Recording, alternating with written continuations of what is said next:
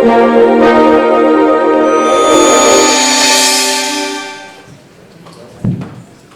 Bapak dan Ibu semua agar duduk di depan. Silakan. Para media sebelah kanan, pimpinan fakultas di sebelah kiri. Silakan. Dekan FIB, Dekan Keperawatan, Dekan FISIP, Dekan FIKOM, Dekan Fakultas Kedokteran, Fakultas Peternakan, dan yang mewakili.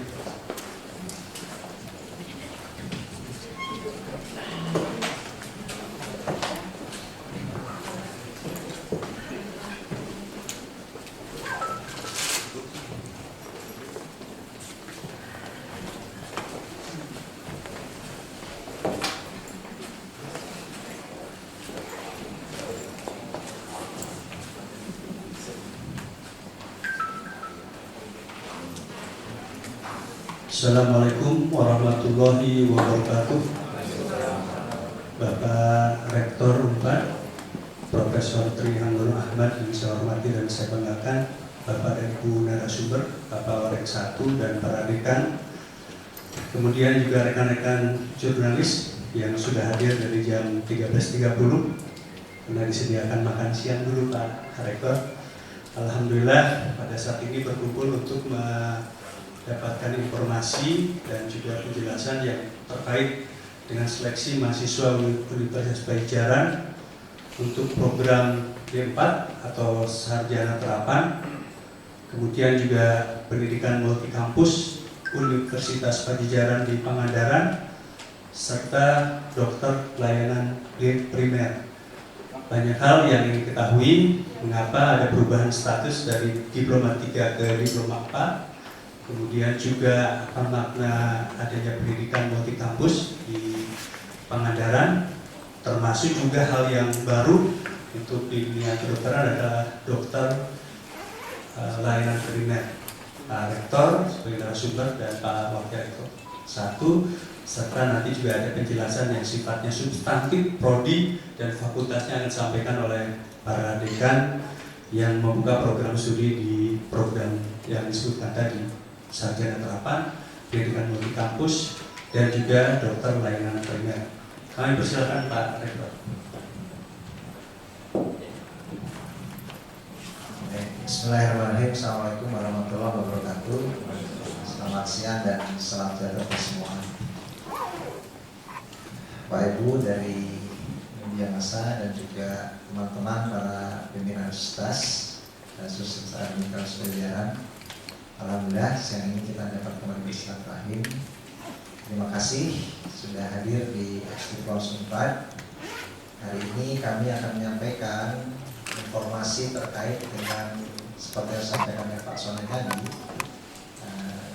upaya komitmen Unpad untuk dapat berkontribusi dalam mengembangkan proses pendidikan, khususnya untuk memperkuat proses pembangunan yang di Jawa Barat. Saya kembali selalu ingin menekankan hal tersebut. 3 kelompok prodi dalam waktu dekat akan kami laksanakan proses pembelajarannya. Saya akan menyampaikan hal yang terkait dengan landasan kenapa hal tersebut digulirkan. Pertama adalah program D4 ya. Selama ini kalau kita pahami tentang program pendidikan vokasional itu rata-rata berkembang ada di D1, D2 sampai D3.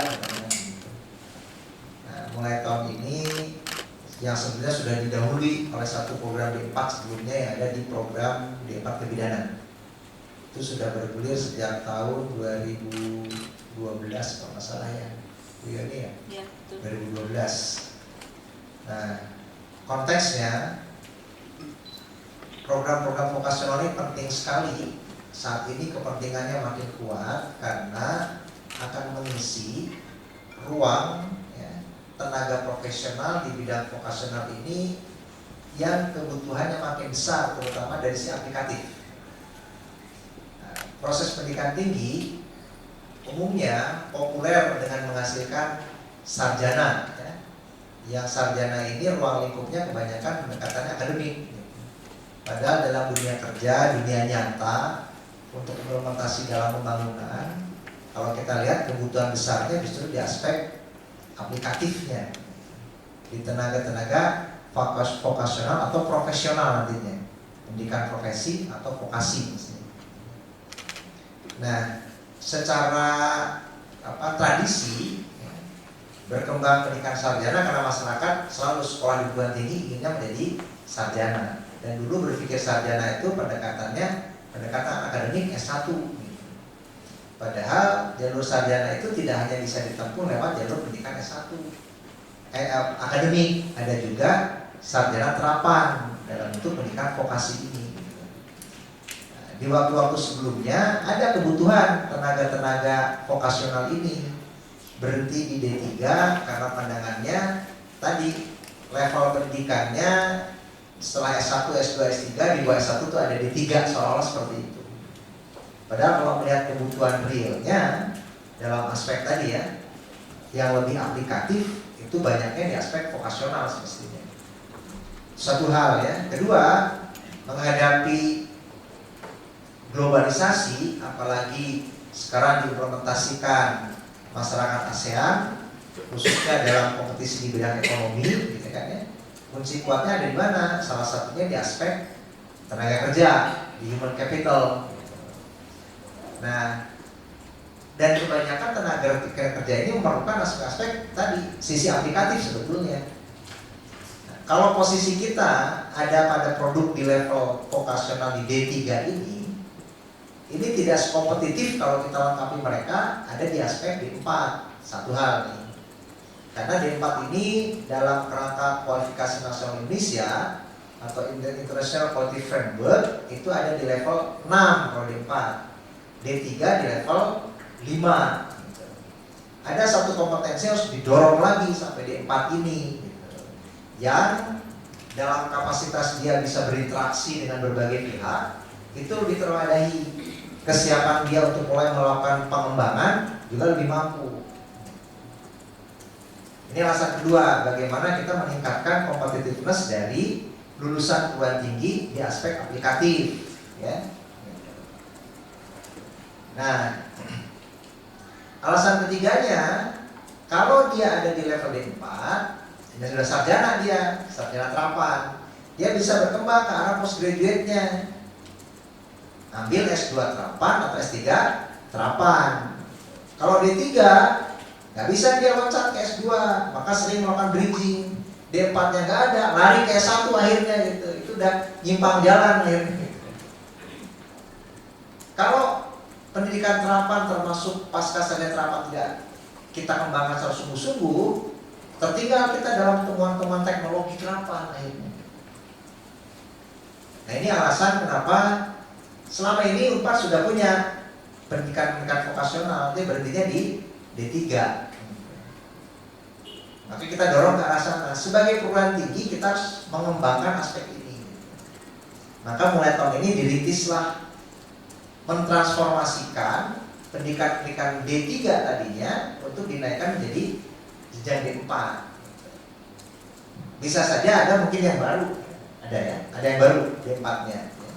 Tapi beberapa mentransformasikan, seperti halnya D4 kebidanan itu dulunya D3. Itu alasannya jelas sekali. Ya, kalau kita ketahui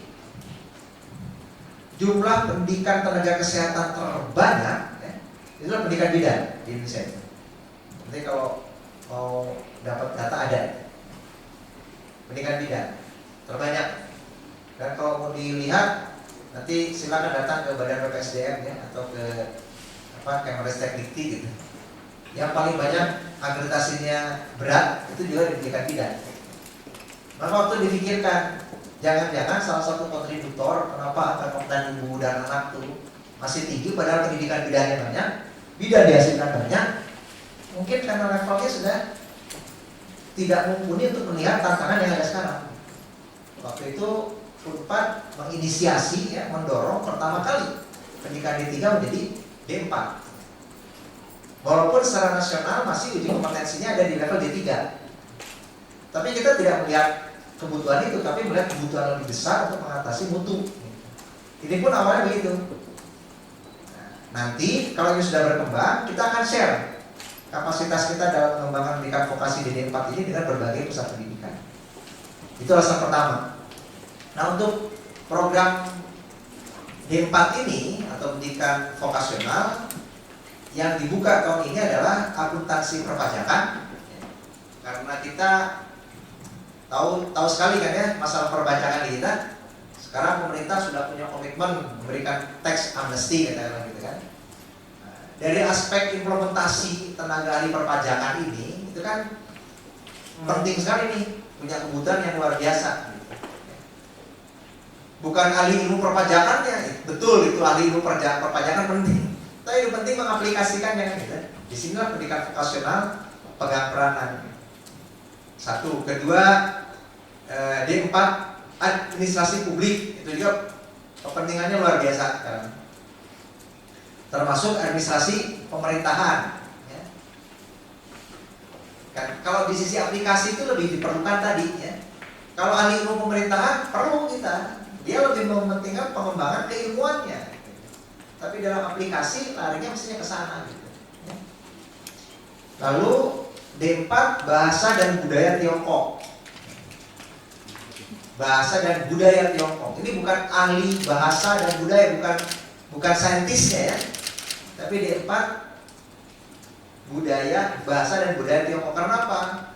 Sebentar lagi Presiden kita mentargetkan yang direspons oleh Kementerian Pariwisata ya. Berapa juta wisatawan dari Tiongkok hadir ke sini. Lalu investasi negara China ke sini juga begitu kuat. Maka kalau kita tidak dapat merespons dari sisi keahlian ya bangsa Indonesia dalam aspek budaya dan bahasa ini, nanti keteteran. Lalu manajemen produksi media. Nah ini orang media mah paham lah kebutuhannya ya.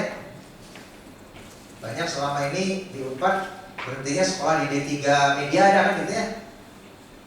Lalu nyari ke S1 akhirnya gitu ya. Sekarang yang lebih aplikatif larinya ke sini. Dan D4 kebidanan itu sudah saya sampaikan tadi. Itu aspek D4 ya. Sekarang saya lanjutkan dengan program multi kampus. Jadi akan ada 6 program D4 yang kita buka ya program studinya. Sekarang multi kampus. Apa dasarnya? Mungkin juga sudah pernah mendengar pemerintah Jawa Barat ya, berharap dapat mendorong betul-betul ya, pembangunan Jawa Barat, salah satunya dengan peningkatan human capital di seluruh Jawa Barat ini.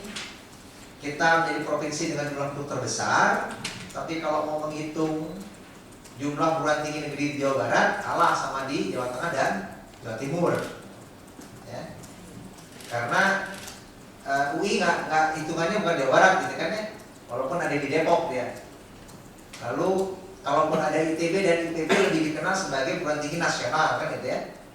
Tapi Jawa Baratnya sendiri berbanding dengan jumlah penduduk kita masih berat, apalagi kalau melihat angka partisipasi kasar ya, jumlah usia produktif untuk sekolah yang masuk perguruan tinggi itu pun masih tertinggal juga.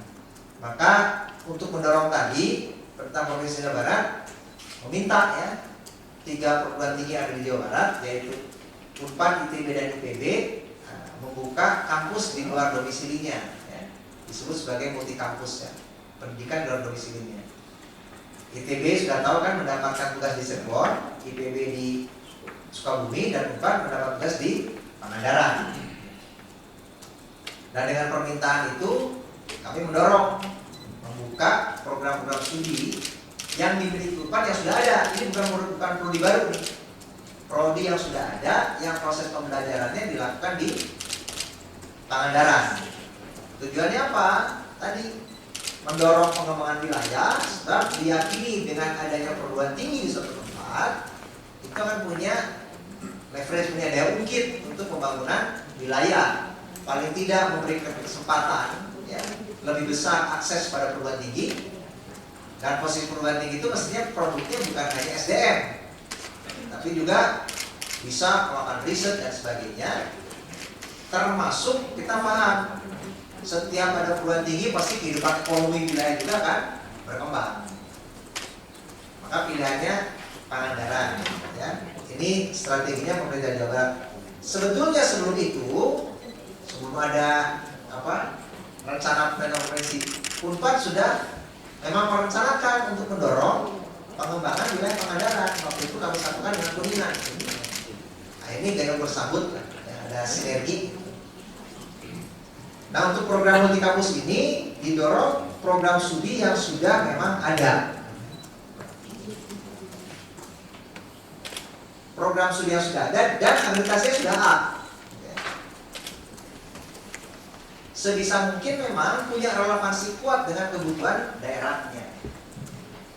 Maka Unpad ya, merespons ini, bergerak ke Pangandaran. Dan ini dilakukan sebenarnya komunikasi dengan Kabupaten Pangandaran sudah lebih dulu dibanding adanya ide ini, gitu ya. Nah, 5 prodi yang akan didorong adalah 1 prodi perikanan, jelas ya. Kalau ke Pangandaran makan ikan kan gitu ya. Perikanan. Kedua, program studi peternakan, ya. Karena di sana potensi peternakannya juga besar. Ketiga, program studi ilmu komunikasi. Karena apa? Bagaimana potensi bisnis di sana tuh dapat dikomunikasikan, diakseskan. Sehingga kalau kapasitas, jelas kalau ada prodi ilmu komunikasi, orang sekolah di sana, kaitannya pasti yang dibangun adalah wilayah setempat dulu. Berikutnya administrasi bisnis, ya. Karena untuk mendorong tadi pengembangan bisnis yang ada. Dan yang kelima adalah program studi keperawatan, karena ini menjadi kebutuhan daerah untuk meningkatkan status kesehatannya. Kenapa nggak kedokteran? Nah, berat ya kalau langsung buka prodi kedokteran. Saudara-saudara tahu lah ya infrastrukturnya sudah seperti apa gitu ya. Keperawatan masih visible karena dalam waktu dekat juga Pangandaran berusaha mengembangkan rumah sakit misalnya, sebagai kabupaten baru. Jadi targetnya keberadaan Unpad di Pangandaran itu kembali bagaimana meningkatkan pembangunan wilayah Pangandaran. Tahap awal 5 prodi ini akan dibuka di sana. Pemerintah provinsi memberikan support ya, dengan menyediakan fasilitas yang dimiliki provinsi di sana. Demikian juga pemerintah Kabupaten Pangandaran. Jadi dasar pembukaan ini beberapa prodi ini untuk Unpad multi kampus Pangandaran juga atas dasar surat dari Gubernur Jabar dan surat dari Bupati Pangandaran atas permintaan dibukanya perguruan tinggi di Pangandaran.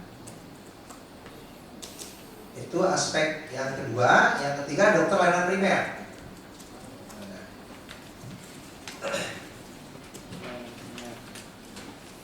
Sejak terbitnya Undang-Undang Pendidikan Kedokteran itu tahun 2013 ya ini ya, Undang-Undang Dikdok namanya. Nah, di sana diamanatkan memang salah satu step untuk meningkatkan proses pelayanan kesehatan itu, ya, yang dorongannya untuk memperkuat aspek pencegahan dan promotif, ya, maka diberikan opsi peningkatan kompetensi dokter itu ke arah dokter layanan primer. Ini dalam level perangkat kualifikasi nasional Indonesia atau KKNI disetarakan dengan dokter spesialis ada pada level 8. Walaupun dia bukan merupakan spesialisasi, karena kompetensinya generalis sebenarnya.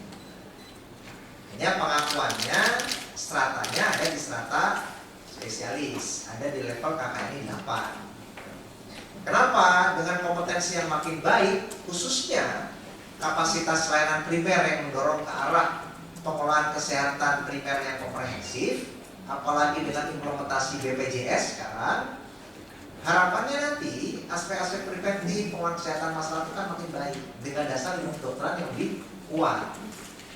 Sehingga saudara-saudara mengetahui kan sekarang BPJS diterapkan membludak tuh pasien ke rumah sakit. Ya sebetulnya kalau layanan primernya kokoh, preventif baik, belum tentu angka kesakitan itu setinggi itu. Nah ini perlu kapasitas dokter yang strong atau kuat di aspek preventif promotifnya dengan pengolahan kesehatan masyarakat yang lebih baik lagi. Yang tidak cukup ya, hanya mengandalkan kekuatan puskesmas yang ada. Kita ketahui mungkin sekarang kalau mau menelusur lebih dalam ya, dengan jumlah penduduk hampir 250 juta, ya, jumlah puskesmas yang ada, bahkan ditambah dengan pusat-pusat layanan yang ada, rasio ya, kapasitas yang dimiliki oleh berbagai pusat layanan kesehatan itu masih melebihi standar yang seharusnya. Artinya kan kita setiap pusat layanan primer itu memegang kapasitas idealnya mah 2.500. Sekarang masih diberikan kelonggaran sampai 4.000, 5.000, bahkan mayoritas kebanyakan itu lebih dari itu. Banyak puskesmas yang mengcover ya, kapasitasnya lebih dari angka 6 atau 7.000. Sehingga pusat-pusat layanan primer itu penting sekali. Belum lagi sebetulnya puskesmas punya misi-misi yang lain sebetulnya, bukan hanya aspek pelayanan gitu ya. Nah, sementara tenaga ahlinya yang betul-betul punya kompetensi di aspek itu selama ini belum terkembangkan. Atas amanat dari Undang-Undang Pendidikan Kedokteran untuk memfasilitasi tadi, kami membuka program studi dokter layanan primer. Siapa yang boleh sekolah di sana? Yang boleh sekolah di sana pasti harus sudah dokter dulu. Dokter yang sudah lulus, sudah punya sertifikat kompetensi atau dia sebagai dokter, nanti dia bisa melanjutkan pendidikan ini. Nanti secara teknis pendidikan seperti apa, Ibu Dekan Konsultan akan menjelaskan. Itu beberapa latar belakang yang kami sampaikan. Secara khusus saya ingin menekankan untuk program multi kampus ya.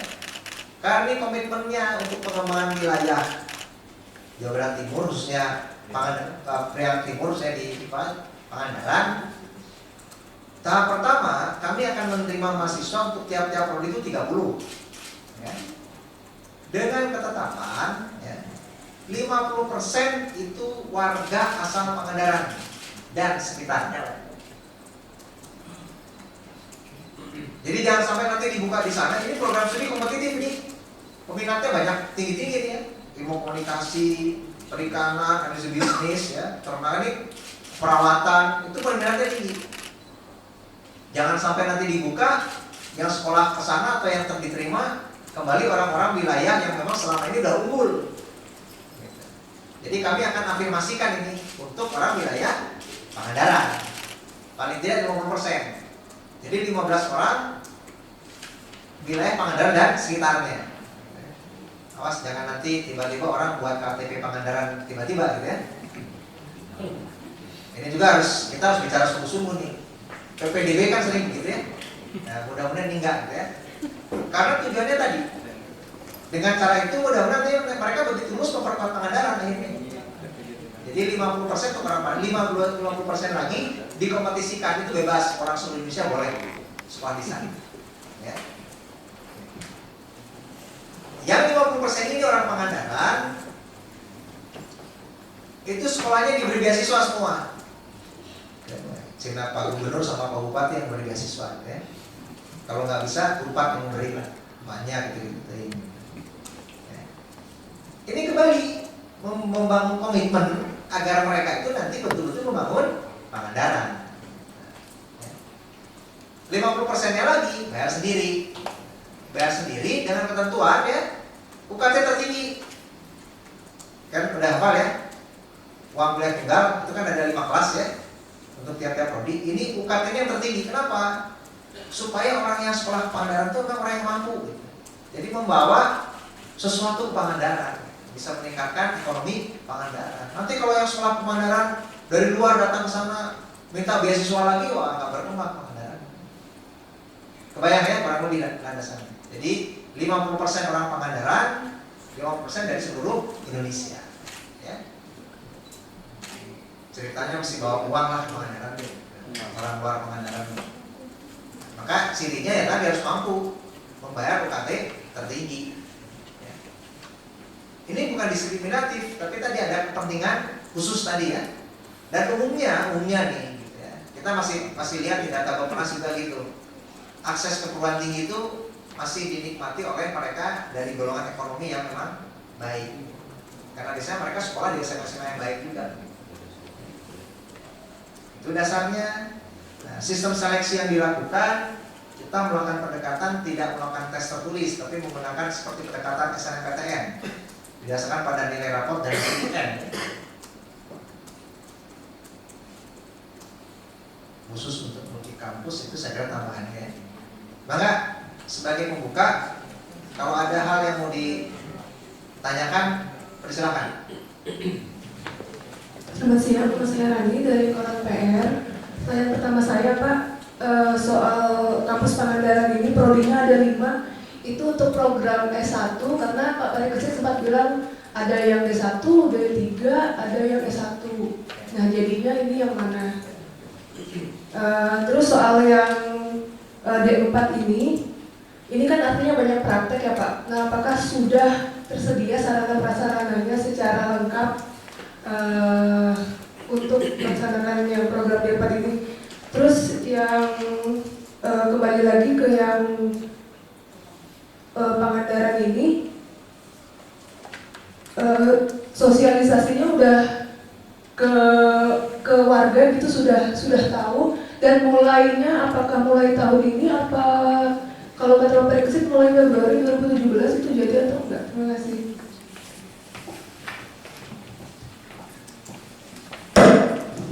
Satu ya. Jadi prodi Pangandaran ini tadi S1 ya, 5 prodi semua S1.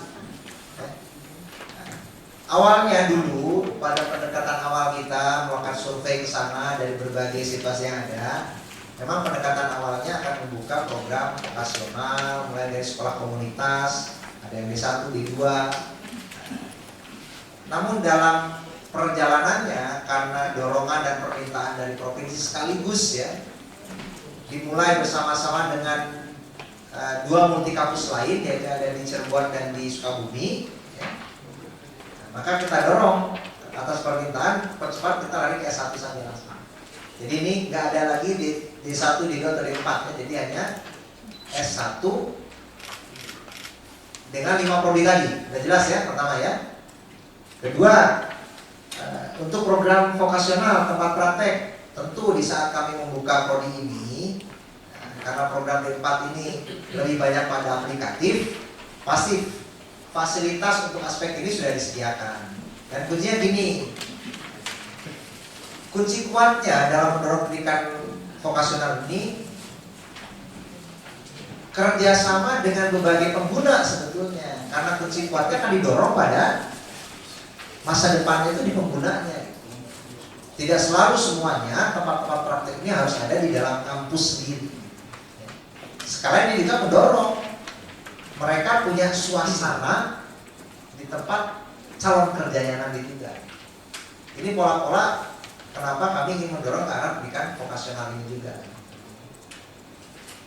Berikutnya sosialisasi. Bagian dari sosialisasi ini sebenarnya sudah disampaikan beberapa kali kami berkunjung ke Pangandaran, berbicara dengan bupati untuk masalah lokal ya. Tinggal seberapa kuat mereka juga bersosialisasikan. Maka tambahannya adalah sejak ini digaungkan, sudah disampaikan di salah satu media. Sekarang dengan bantuan teman-teman dari media massa ini bagian dari upaya kita mensosialisasikan kembali. Dan nanti secara khusus, ini ada upaya dari pemerintah kabupaten setempat. Hari Kamis kami akan sudah menjadwalkan rapat khusus dengan Bupati Pangandaran ya, untuk bisa mereka juga secara aktif melakukan penjaringan. Di samping ada yang disosialisasikan secara ekstensif gitu, intensif juga, pemerintah kabupaten harus melakukan sosialisasi atau penjaringan kepada SMA-SMA yang ada di sana atau yang sederajat. Tidak tertutup kemungkinan kami pun akan menghubungi Wali Kota Banjar, Bupati Tasik, Bupati Ciamis, dan itu wilayah sekitar gitu, dianggap. Tentu prioritas jatuhnya kepada Pangandaran ya. Jadi kalau sampai tidak terpenuhi atau tadi kapasitas akademiknya terlalu berat gitu ya, tetap kami pun memperhitungkan kapasitas akademik ya. Misalnya nanti banyak yang daftar tapi posisi akademiknya juga nggak terlalu bagus gitu kan, kita ingin mendapatkan kualitas yang memang secara akademik memenuhi syarat gitu aja. Ini pendekatannya. Lalu yang terakhir ya, Oh, kapan mulai? Tahun akademik ini. Jadi bukan tahun 2017, tahun akademik 2016. Jadwalnya sudah disampaikan, ya. Ini mereka sudah mulai melakukan pendaftaran hari ini, boleh. Ya.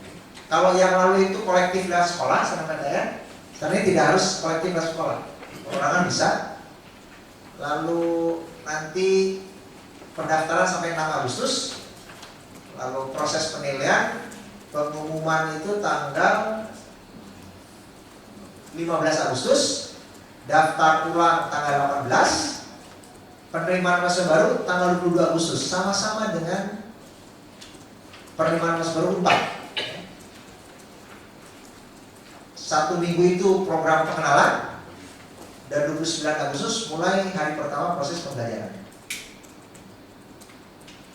Jelas ya? Pak, kalau UKT-nya D4 itu sama nggak sama sarjana? Nah, D4 nanti UKT-nya secara keseluruhan sebetulnya SK UKT dari Kementerian juga kami masih mengikuti tahun yang lalu nih gitu. Nah, ini nanti D4 juga sedang melakukan penyesuaian dulu gitu. Nanti diumumkan. Kalau S1 sama dengan yang tahun lalu, nggak ada perubahan. Ya. Ada lagi? Ya, Tadi dokter kebaruan untuk yang dokter layanan primer Pak, ini kan masa pendidikannya kan saya belum tahu berapa lama gitu, sama kayak yang ngambil spesialis kah atau seperti apa. Terus syaratnya kan dokter yang telah praktik kurang lebih 5 tahun juga, itu bisa lebih dipaparkan, dijelaskan. Terus untuk yang dokter ini kan Unpad juga sebelumnya bikin yang daftar ke kampus, daftar ke sini, terus mereka akan dibiayai oleh pemerintah daerahnya seperti itu. Jadi mau ditempatkan di mana saja untuk penguatan layanan primer. Nah, yang layanan primer yang kali ini dibuka itu emang khusus untuk wilayah Jawa Barat atau nantinya disebarkannya kemana gitu Pak? Bisa tolong dipaparkan. Terima kasih Pak.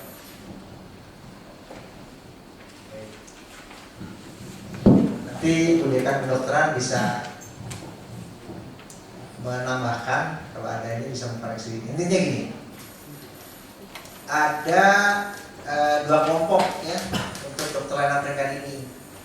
Ada yang memang pendidikannya reguler, ya berangkat dari nol gitu. Nah, ini juga program dari Kementerian Kesehatan termasuk Kementerian Ristek-Dikti ya. Ada jalur yang non reguler dengan pendekatan rekognisi pembelajaran lampau atau recognition to prior learning. RPL ini diperbolehkan bagi mereka yang sudah berpraktek lebih dari 5 tahun, gitu ya, ini.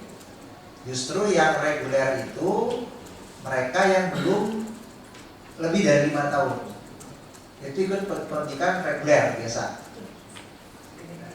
Waktu studinya 6 semester ya, secara reguler. Gitu. Kalau yang RPL karena sudah punya capaian akademik, itu programnya 1 semester. Nanti secara detail program itu bisa diperoleh ya. Jadi itu bedanya ya. Nah, untuk siapa? Dalam tahap awal tentunya kami lebih memprioritaskan target-target untuk pemenuhan Jawa Barat. Karena sebetulnya secara nasional Kementerian Ristek-Dikti di Badan Kesehatan itu sudah menunjuk ada kurang lebih 14 FK secara nasional yang punya akreditasi A ya, ditugaskan untuk membuka prodi ini. Mungkin baru kita yang pertama kali ini gitu. Targetnya apa? Ya tadi, karena kebutuhannya besar di berbagai wilayah kan gitu. Kita juga harus berbagi peran sebetulnya. Maka kami akan lebih konsentrasi untuk ini sebagai komitmen Unpad juga gitu ya, mengatasi apa yang ada di Jawa Barat. Kuotanya berapa ya Pak? Kuotanya untuk yang reguler itu 30, yang RPL 30.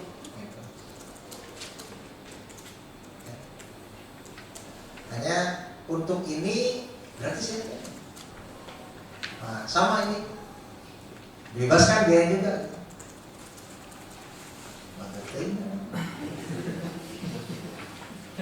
Yang dokteran primer ya. Sama seperti pendidikan dokter dan dokter spesialis. Dua-duanya gratis Pak? Dua-duanya. Yang RPL maupun yang reguler ya. Yalah. Ya si Adi protes sama untuk gratis. Berobatnya Ya, Pak. gratis Pak? Hah? Berobatnya yang harus gratis. Udah kan ada BPJS. Palsu banget Pak. Nah, nggak semua lah. Ini harus kita bantu bersama-sama bagaimana agar jangan beredar lagi yang palsu, ya. Makanya ada dokter layanan primer. Ayo, Mas. Kalau multi Anwar dari Tempo gitu ya. kalau multi kampus Pak itu nggak sama kayak kelas jauh Pak. Ya. Seperti apa itu bedanya gitu. Kemudian ini baru dibuka pendaftaran D4-nya tanggal 25 Juli Pak ya, hari ini. Nah, sampai 6 Agustus. Kenapa nggak sama kayak gitu? Yang sebelumnya? Iya. Semoga Pak ya, sama saya PTN. Apa ini mendadak atau gimana gitu? Baik. Jadi gini. Saya jawab yang kedua dulu ya. Nah, konteksnya kenapa ini baru sekarang tidak masuk ke dalam SBMPTN? Saya rasa sama dengan dua multi kampus lain, IPB dan ITB juga melakukan proses penerimaan ini tidak dalam konteks SBMPTN atau SNMPTN. Karena secara khusus dan tadi mendorong adanya afirmasi untuk wilayah setempat juga. Gitu. Kalau disama-samakan nanti yang datang orang luar lagi, gitu kan? Gitu. Lalu ada kekhususan. Kalau di sana orang boleh pilih UKT, gitu kan? Kalau di sini yang non Pangandaran ditetapkan UKT-nya. Karena ada kekhususan tadi, gitu. Ya. Maka kita tidak sama-sama dengan itu. Gitu. Ya. Itu dasarnya. Ya. Lalu waktunya kenapa? Ya tetap kita akan utamakan yang nasional dulu kan gitu. Jadwalnya mereka yang lain multi kampus juga sama. IPB ITB juga melakukan setelah SNMPTN sudah beres baru kita lakukan ini. Bahkan yang lain ada apa mandirinya duluan baru ini. Yang ini ada kekhususan. Kebetulan 4 kan tidak buka mandiri langsung dari situ kita kerjakan ini. Ya. Nah, bedanya dengan kelas jauh ini tetap ini bukan prodi yang terpisah ini. Ya. Prodinya prodi yang sudah ada, gitu ya. Dengan kompetensi yang sama, gitu. Nah, ini punya mandat tersendiri, karena dibuka atas kepentingan kebutuhan wilayah.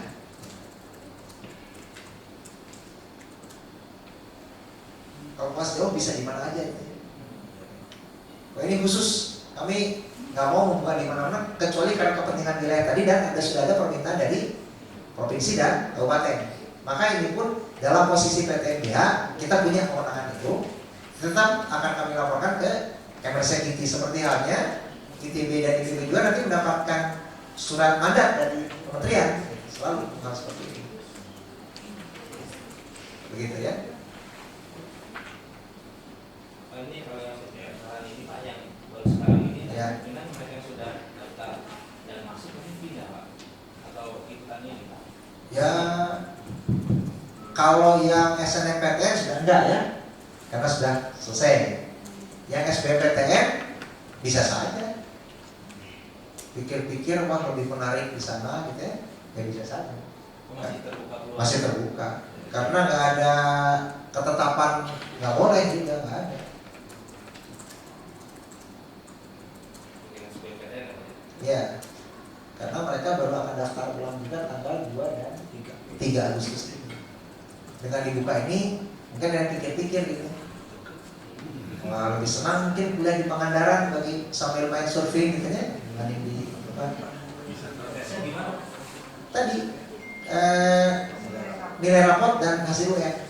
Jadi seperti SNMPTN, nggak ada ujian, nggak ada tes tertulis. Yang Ya yang 11% dari luar itu. sama. Yang di Pangandaran yang umum sama. Ya, Tapi di saingannya yang Pangandaran wilayah Priangan-Priangan khusus yang umum gitu. Yang luar itu kayak PPDB Kota Bandung nggak, misalnya kalau Kabupaten Pangandaran dia dapat Sultan Plus Brebes, Ya. wilayah Ciamis, Tasik, kota Tasik berkurang tulisnya gitu. Nanti itu pertarungannya berbeda. Seperti dulu waktu kami membuat afirmasi untuk Jabar, mereka bertarung di wilayah mereka sendiri. Tapi orang luar itu free for all pertarungannya, memperebutkan 15 kursi. 15 kursi. Yang 15 kursi diperebutkan wilayah Priangan Timur, gitu ya. Yang 15 kursi diperebutkan Nusantara. Bisa orang Bali nanti sekolah di situ ya, atau orang Manado, Aceh, Medan, bisa.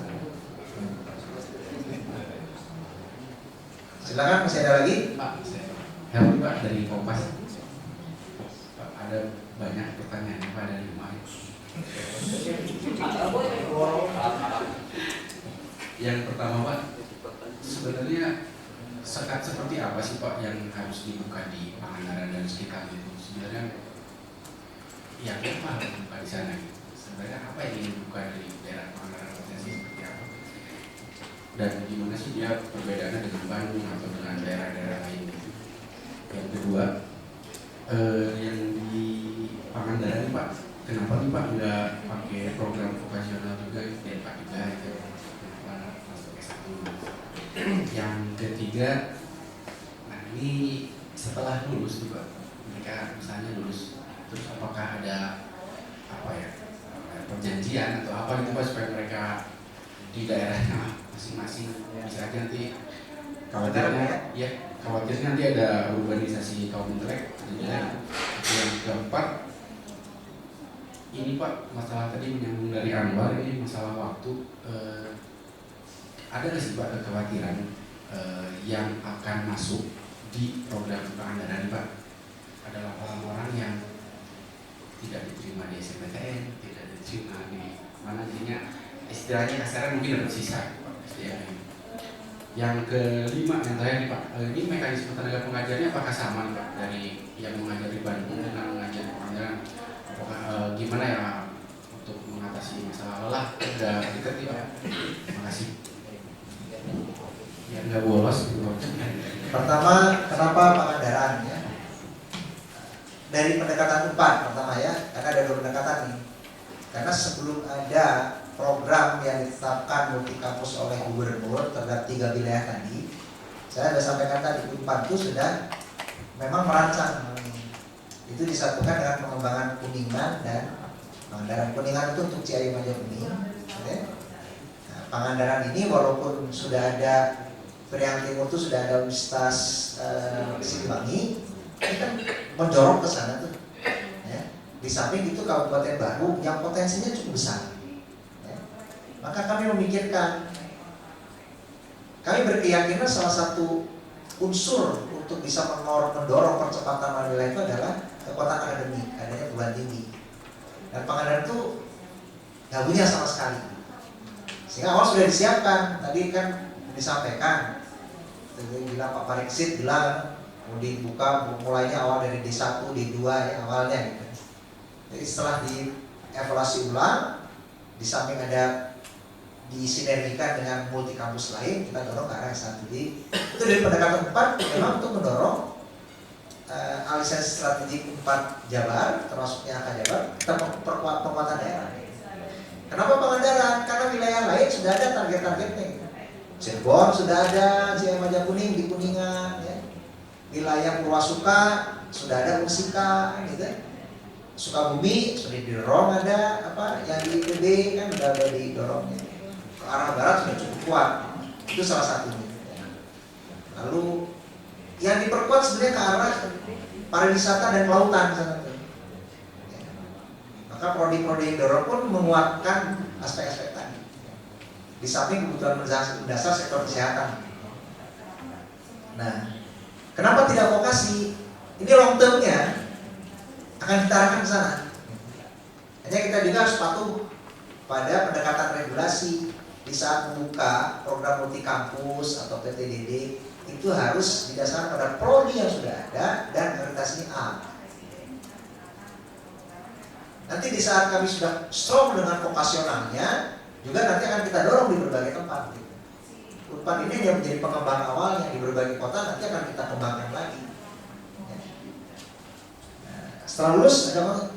Justru tadi yang 50% orang Pangandaran sekitarnya itu kan mau diberi beasiswa, ini sebagai pengikat supaya mereka kembali tetap berada di Pangandaran. Jadi nanti mereka sudah lulus nggak brain pergi ke tempat lain lagi gitu. Oh iya, sama seperti dokter gratis harus kontrak. Kalau itu kalau misalnya Pangandaran dan sekitar itu sampai mana? Prian Timur tadi nggak saya Banjar, Kabupaten Tasik, Kabupaten Ciamis, ya. Garut mah kesini aja. Itu nanti punya koefisien masing-masing ya dalam penuntutannya. Sama PPDB juga berapa kilo dari rumah kan itu. Nah, sisa peminat logis itu ya. Tapi jangan khawatir, kenapa? Ini prodi-prodi dengan peminat tinggi ini. Keperawatan ya, ilmu komunikasi, terus perikanan, ini prodi dengan peminat tinggi ini. Yang melayani, gagal kemarin itu banyak sekali ini. Jadi insya Allah mereka yang berminat ke sana tuh secara potensi akademik masih, mereka kemarin tuh tidak diterima bukan tidak berpotensi akademik gitu ya. Kalah bersaing gitu ya. Karena tempatnya sedikit terbatas gitu. Karena dasar kami juga nanti gitu.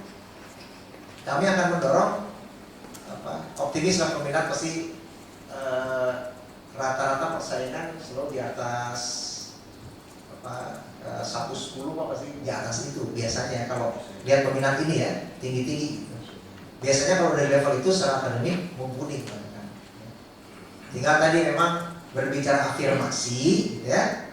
Kami akan mendasarkan potensi yang ada di wilayah. Tapi untuk itu juga kami pertimbangkan tadi minimal academic requirement-nya. Gak ada lagi nih orang Pangandaran yang ada ini, tapi kalau ternyata secara akademik, wah iya mah abot ya bisa nggak diterima. Ya. Tenaga pengajar, ini bukan sampingan ini, khusus ditunjuk nanti untuk menjadi tenaga pengajar di wilayah Pangandaran dan tinggal di sana mereka. Nah, ya, salah satu daya tarik sama makan asin Jawa.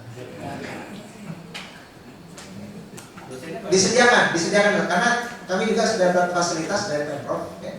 Jadi nanti ada tempat tinggal dosen, pengelola, termasuk mahasiswa diasramakan ini.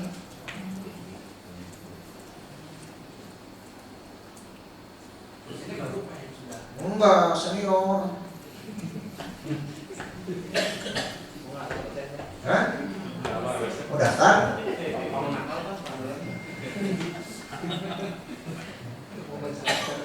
Pak Ari, kalau dari sisi politik ini kan 3 wilayah itu menarik ya, Sukabumi, Cirebon, dan Pangandaran. Apa ini upaya Pemprov untuk tidak ada perpecahan provinsi di Jawa Barat? Nah, Roswe Kak Pak Gubernur. Tapi kami ke Pangandaran itu sebelum ada ini ya, niat kami ke Pangandaran itu sudah menjadi bagi Unpad sebetulnya ini komitmen pengembangan wilayah. Ya. Karena potensi Pangandaran itu juga besar, disadari betul kunci kuatnya ada pada human capital. Ya. Ada lagi?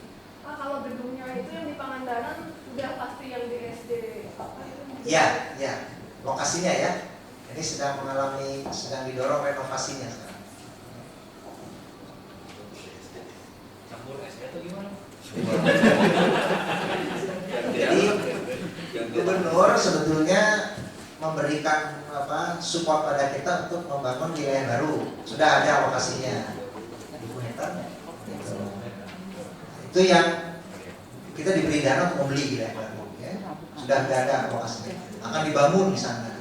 Sementara ini berjalan, kita diberi oleh Pemkab tempat, lokasi. Itu SD tadinya, ini sedang direnovasi. Lalu itu untuk proses belajar mengajar dan sebagainya ya universitasnya.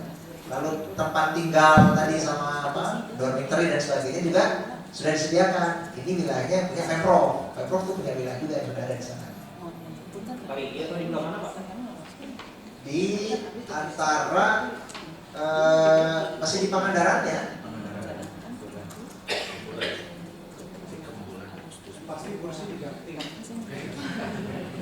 Pakai LCD, mau pakai bangku SD, mau pakai kartu tulis. Bang SD itu lah MK, yang sama Pemprov. itu sebelahan atau gimana? Enggak, jaraknya 15 menit 15 menit dari mana Pak? dari tempat Pemkab, dari tempat dormitory ke sekolah kampusnya. Oke, kita belum diundangnya kan pasti semangat ke Pangandaran. Kalau dosennya di sana juga 7 dengan 35 orang. Itu yang terlibat pada prodi ya. Gitu. Menghitung rasio mahasiswa ini apa? Mewah. Mewah. 35 orang. Lalu dengan itu belum termasuk dosen pengelola ya. Kan gini. Misalnya kan ada kampus, pasti harus ada koordinator pengelola gitu. Itu baru yang terlibat dalam prodi. 7 orang untuk tiap prodi. Ya. Tiap prodi dipimpin oleh profesor gitu, khusus. ini yang tugas di sana juga nih ya. Yang ini orang ini. Gitu. Terus selesai semua berapa? Nah nanti mereka mengatur jadwal. Tapi yakin tiap hari harus standby di sana, maka disediakan tempat tinggal. Gitu. Ini khusus Pangandaran. Pangandaran khusus. Kalau maksudnya Yang jelas karena kami tidak bisa memindahkan keluarganya ke sana, gitu kan ya. Pasti mereka kan perlu ketemu keluarga tuh, keluarga nggak weekend kan gitu. benar-benar buat keluarga ya Pak? Dosen yang ada, Yang di sana.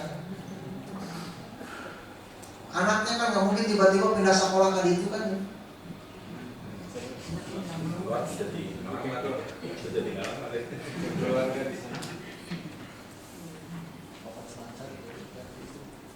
Oke, ada lagi? Ini yang dokter layanan primer kan sekarang spesialis, sementara dia itu bukan spesialis, bukan spesialis juga. Ini khawatir, misalnya nanti di progresinya takut khawatir lah mungkin karena tidak profesional lah gitu. Karena tadi itu tidak ada spesial. Terus Pak masalah multi kampus itu kemarin baru dapat rilis soal yang di Bekasi ya. Ini apa tindak lanjutnya atau memang berbeda? Kenapa saya? Yang MOU dengan Bekasi Oh, kasih. itu sama dengan Pangandaran nggak? Atau ada setelah itu ada daerah-daerah lain nggak gitu?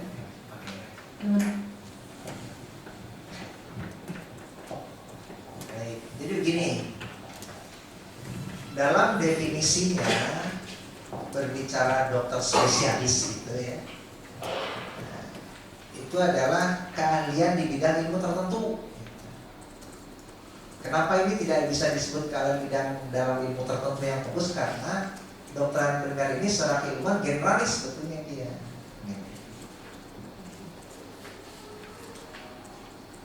Tapi kenapa disebut secara spesialis? Tadi berbicara tentang kerangka provinsi nasional Indonesia yang level KKMI-nya ada di level 8.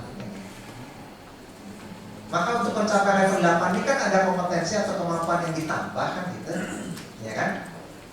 Khususnya dalam keahlian tentang primary care tadi. Ya. Kenapa ini kebutuhannya meningkat tadi? Dengan upaya kita mencapai universal coverage, gitu kan ya? Nah, itu kan penguatannya harus ada di layanan primer, preventif. Gitu. Realitasnya kita ketahui sekarang. Walaupun secara teoritis ya dalam kompetensi dokter umum itu mendasarnya ya mereka yang ada di level 7 gitu kan ya, kompetensi klinik dasar sudah tercapai.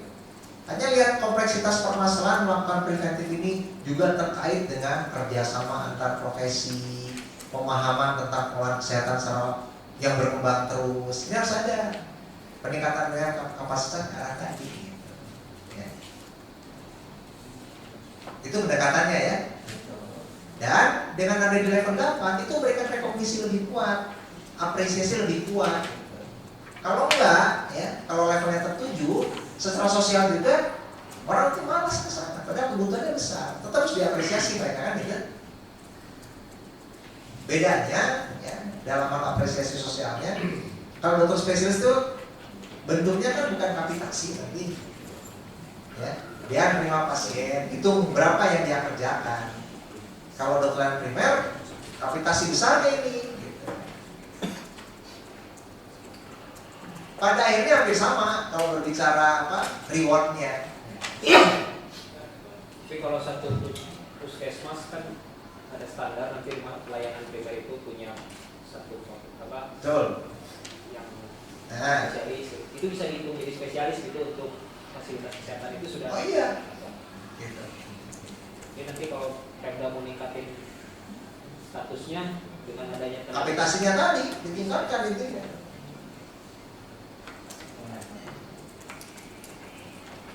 Terus yang kedua tentang gimana nih Bekasi? Pada akhirnya yang konteks dasar 4 nih ya,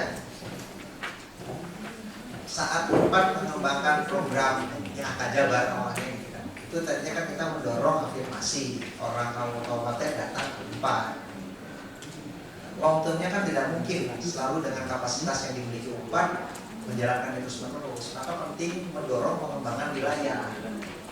Targetnya akan sangat baik jika di seluruh kabupaten ini juga ada perguruan tinggi yang baik. Nah, sekarang beberapa kan diperkuatnya tadi, Unsika tadinya swasta dinegrikan, itu juga pengembangannya UMPAD bertanggung jawab. Siliwangi juga begitu, ya.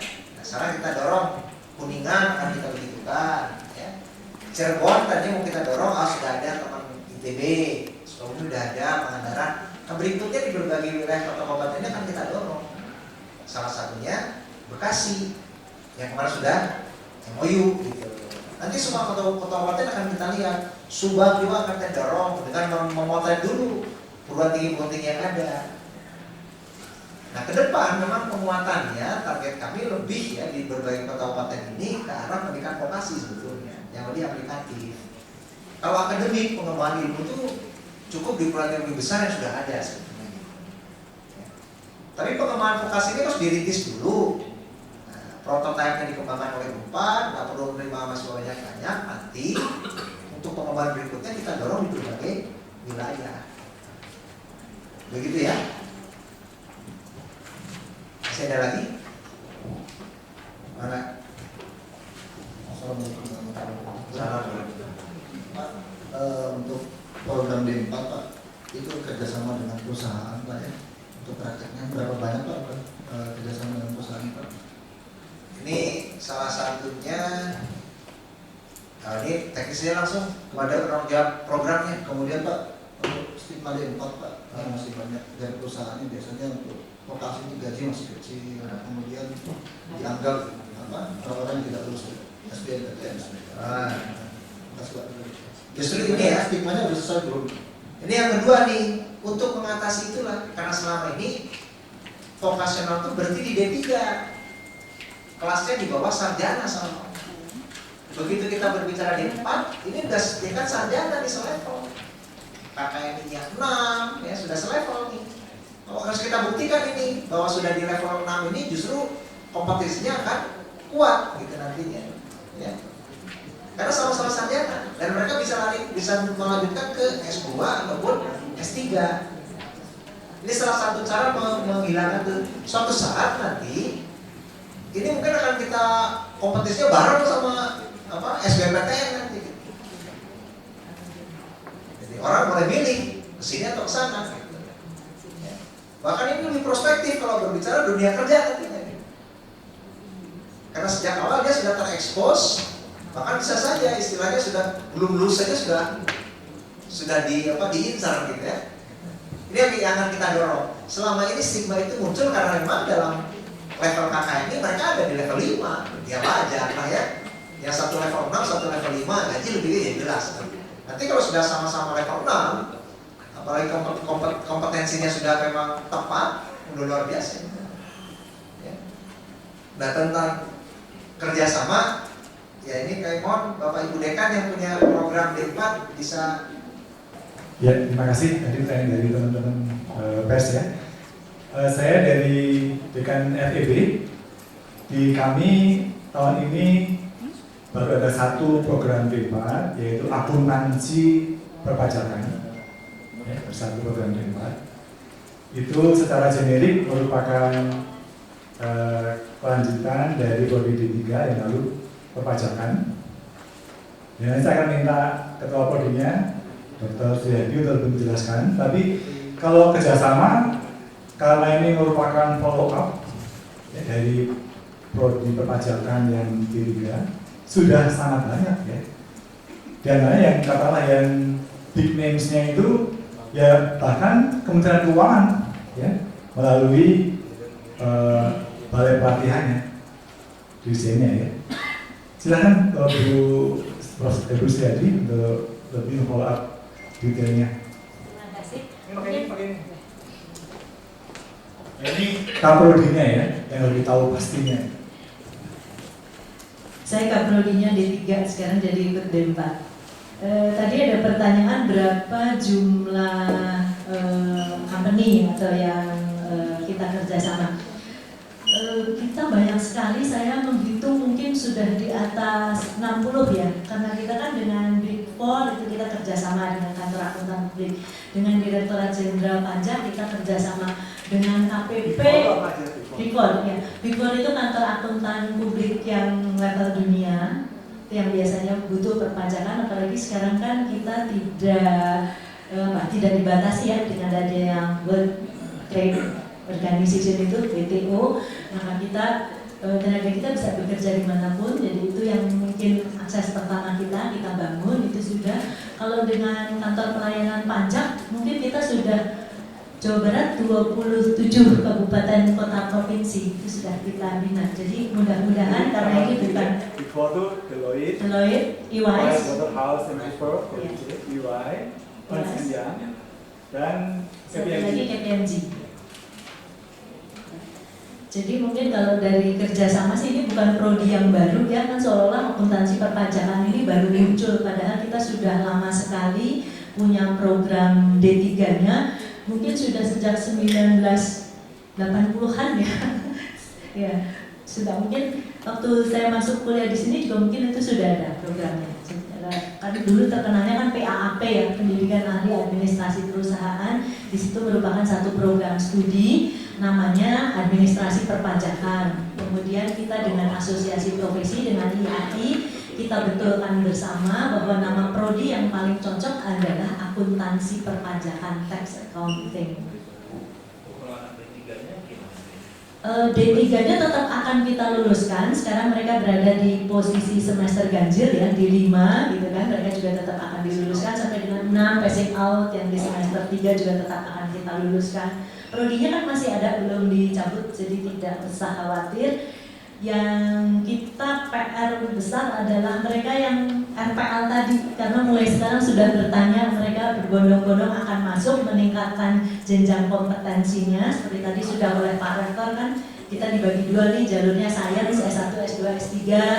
Kemudian yang vokasi dimulai dari D1, D2, D3, D4, Magister Terapan, Dokter Terapan. Kita sudah berbondong-bondong menerima telepon, mungkin kalau sehari saya ngantor paling sedikit 10 ya yang telepon bertanya, boleh tidak mulai tahun ini, tapi kita sudah putuskan bersama kemarin dengan kantor penjaminan mutu di Universitas Pajajaran, SPM, Satuan Penjaminan Mutu, untuk tahun baru ini kita hanya menerima yang fresh graduate. Tahun depan atau 2 tahun lagi kita harus. Ini khususnya sama seperti D4 kebidanan. Jadi pada saat kami membuka D4 kebidanan, D3-nya phasing out. Nah, satu saat mereka-mereka yang dari D3 ini kan ingin ke S2, ingin ke atau pasti jangan lewat D4 dulu. Nah, nanti kami akan membuat persiapannya. Sehingga nanti yang sekolah D4 itu ada yang memang dari SMA, ada yang tadi lulusan D3 untuk RPL. Nah ini sedang kita bisa menjangkakan, harus punya kesiapan nih gitu. Kira-kira Bu, kalau misalnya saya dari D3, termasuk apa yang bisa pada saat kita di D3 itu kan kita dapat gelarnya ahli media ya. Jadi ahli media, jadi kompetensi levelnya juga hanya sampai dengan 5. Kemudian nanti kita akan tingkatkan, kemarin kita sudah diskusi banyak pada saat pembentukan kurikulum dengan SPM, karena itu kompetensinya ada di level 6, jadi betul-betul setara S1, hanya lebih implementatif, jadi bukan ilmu akuntansinya, gitu. Tapi bagaimana penerapan akuntansi tadi dalam bidang perpajakan. Sehingga nanti peran kerjanya itu bisa dianalis pajak, bisa di staf konsultan pajak, ini kita sudah dengan asosiasi profesi kemarin, bisa di staf akuntansi pajak, account representatif, ini yang Pak Jokowi itu bilang ya, account representatif di Indonesia masih kurang sehingga tax ratio kita masih rendah dibandingkan ASEAN lainnya. Ya. Bisa jadi account representatif, bisa jadi pemeriksa pajak, tambahan lagi bisa jadi penelaah keberatan. Jadi ada 6 posisi di bidang tax accounting yang bisa dimasuki oleh alumnus kita. Dan sekarang 6 itu masih kurang. Kalau ya. Jadi pertanyaannya adalah kalau D3 ada yang kita ya. Misalkan D4 itu 144 kredit. 148, minimal 144 tapi D4 kita 148. D3 itu 120 ya. 110 kalau D3 kita. Bukan berarti tambah 38 ya. Tidak. Tapi ada ambulan. Seperti ekstensi zaman dulu ya. Jadi misalkan nanti mengambilnya itu bisa misalkan 50 kredit ya, atau 45 kredit. Jadi nanti bukan nambah itu aja, karena kan nggak sama ya. Yang tadi evaluasi pengalaman belajar masa lalu. Kemudian dari aspek pengakuan mungkin ya recognition-nya, alumnus-alumnus kita yang bekerja di pemerintahan itu start harus dari 2C karena mereka PNS-nya di situ ya. Mau di KPP, mau di Direktorat Pajak, tapi kalau mereka start dari D4, ini kan kompetensi starter S1, jadi 3A mereka. Itu juga kompetitif untuk income ya bagi individu yang diluluskan dari program studi D4 ini. Terima kasih. Yang 6 itu masih kurang ya? Kalau kita melihat dari survei pasar, karena kita kemarin punya tracer study yang analisis pasar yang pendek sekali, sebagian kita peroleh dari tracer study, sebagian dari statementnya pejabat-pejabat yang kita quote. Dari Menteri Perindustrian, dari Direktorat Jenderal Pajaknya sendiri, dari Pak Jokowi yang kemarin sunset policy dan tax amnesty ya masih minim.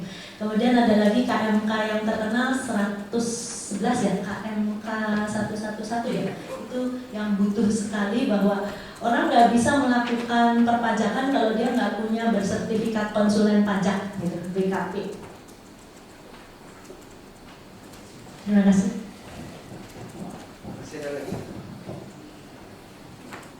Ini Pak, saya mau nanya, ini kan status kalau misalnya D4 itu rata-rata dari 40 sampai 100 masih berbeda Pak. Yang D4. Nah ini untuk dosennya seperti apa? Dosennya itu dosen yang lama atau ada dosen yang baru? Dengan adanya mahasiswa baru ini, artinya beban dari dosen untuk mengajar lebih banyak ya mungkin Pak. Nah itu seperti apa?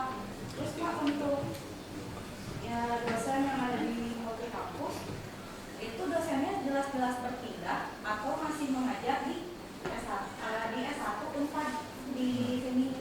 Kalau misalnya kayak ini butuhkan juga dong Pak dosen baru untuk daerah di kampus Unpad gitu.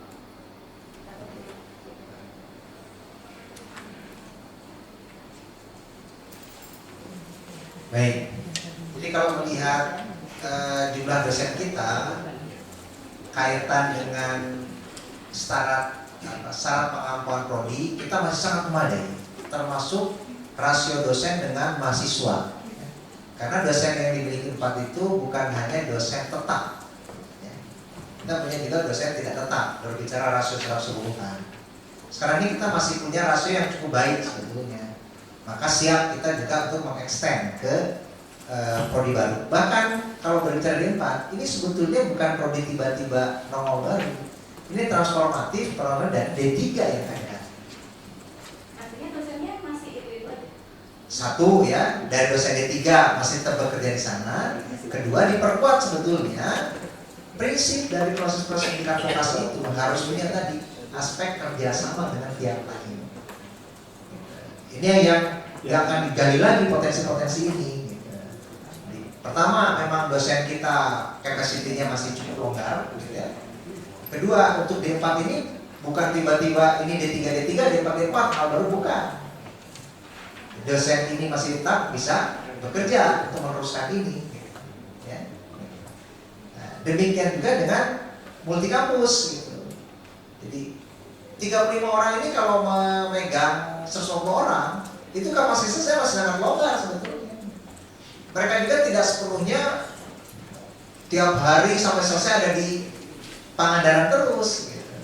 Bisa saja nanti begitu mereka tidak bertugas di sana, mereka dapat penugasan tambahan untuk di sini.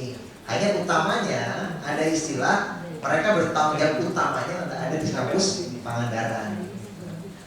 Long termnya mohon dipahamkan ya ini. Suatu saat yang ada di Pangandaran terus bertransformasi juga menjadi Universitas Pangandaran misalnya. Tidak akan selamanya akan jadi Unpad di sana gitu. Dari Unpad jadi Unpad karena itu targetnya harus berkembang ya wilayah itu gitu. Kami tidak punya niat Unpad ada di mana-mana kan. Ini perintisan bagaimana wilayah punya universitas ya. Maka dalam proyeksi jangka panjangnya juga harus ada mempersiapkan dosen-dosen baru untuk mereka nantinya kan gitu. Harus gitu. Begitu ya? Baik, masih ada lagi?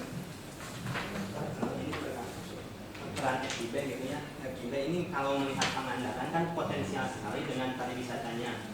Selain itu kan kalau tidak salah dulu sempat mau diadain prodi pariwisata. Terus selain itu bagaimana juga dengan kalau tidak salah di FIB juga ada prodi lokal ya, kajian budaya ataupun kenapa juga nggak ada untuk mengkaji lokalitas di Pangandaran itu sendiri. Jadi seperti kan kalau di Bali kan bagaimana potensi pariwisata di Bali menjual lokalitas Bali itu.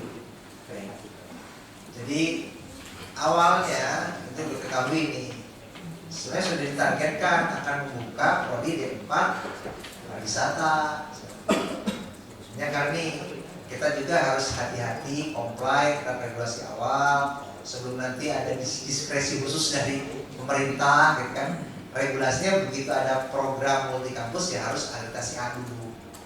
Prodi pariwisata ini belum sampai ke sana. Termasuk kelautan penting di sana. Tadi mau kan kami buka juga di sana.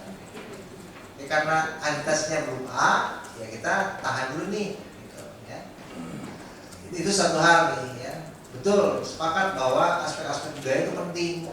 Nah nilai-nilai tadi sebetulnya juga akan menjadi kekhususan pada prodi-prodi baru, prodi yang akan dibuka di sana harus sangat memperhatikan karena kepentingannya untuk pengembangan Pangandaran harus difikirkan itu. Walaupun perikanan ya memang di perikanan nggak ada budayanya ada pasti gitu ya. Jadi harus dipikirkan sisi itunya ya. Nah terhadap studi lokal ini kami kemarin kan Unpad itu menjadi salah satu dari 4 perguruan tinggi ya, yang mendapatkan tugas kerjasama dengan Kemenkumham ya,